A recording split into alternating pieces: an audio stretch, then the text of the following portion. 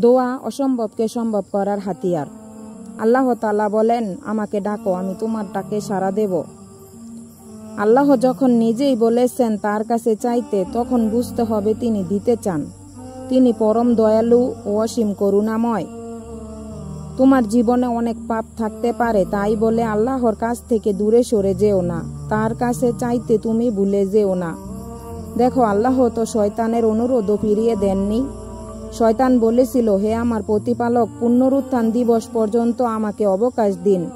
আল্লাহ বলেছিলেন, যাদেরকে অবকাশ দেওয়া হয়েছে তুমি তাদের অন্তর্ভুক্ত। আল্লাহর জন্য কিছুই অসম্ভব নয়।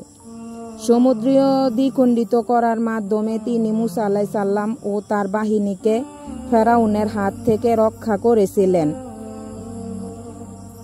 তাই শয়তানের প্ররোচনায় কান দিও না। কোনো গুনাহ হয়ে গেলেই আল্লাহর সামনে সিজদায় লুটে পড়ো, ক্ষমা চাও আল্লাহর কাছে।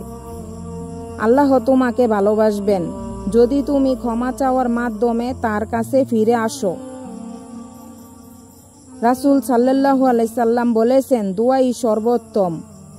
শাইখ ইবন উসাইমিন রহু বলেন, আল্লাহর কাছে দোয়া করা কিংবা ক্ষমা চাওয়া কোনো সাধারণ কিছু নয়। আল্লাহর কাছে দোয়া করা মানেই তুমি লাভবান।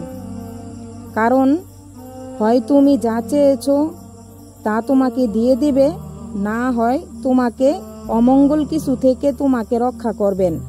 আর যা তুমি চেয়েছিলে, না হয় তোমাকে তার চেয়ে উত্তম কিছু দেবেন, অথবা পুনরুত্থান দিবসে তোমাকে এর জন্য পুরস্কৃত করবেন।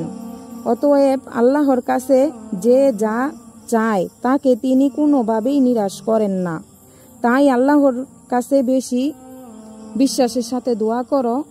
দোয়াই পারে তোমার তাকদীর পরিবর্তন করতে।